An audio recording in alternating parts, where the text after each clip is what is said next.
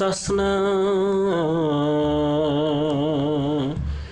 យើងមា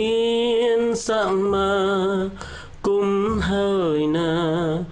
មានឈ្មោះឌីតាគុំបីបងអង្គអយងវិជនអើយក្រោកឡើងនាំគ្នាដំកើងគុំបីរីរងអង្គភិរៈអតសញ្ញាណជាតិយើងខ្ពស់ដូចទុងគុំនៅបងអង្គព្រួងយើងជាខ្មែរយងវិជន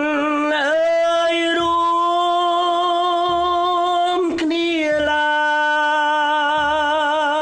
ងដំកលដំកើងគុំប្រកាន់ក្រុងឬស្រែសក្ម័យទុំនៅយើងរាំងសាគេរបងបពាំងខ្មែរយើងដំឡៃយងវិជនស្ថិតនៅត្រង់ចេញគិតគុណដំកើងអង្គភិរៈសិលធម៌មានគុណធម៌ខ្ពស់ឡើងយុវជនខ្មែរយើងត្រូវដំកើងដំឡៃខ្លួនឲ្យខ្ពង់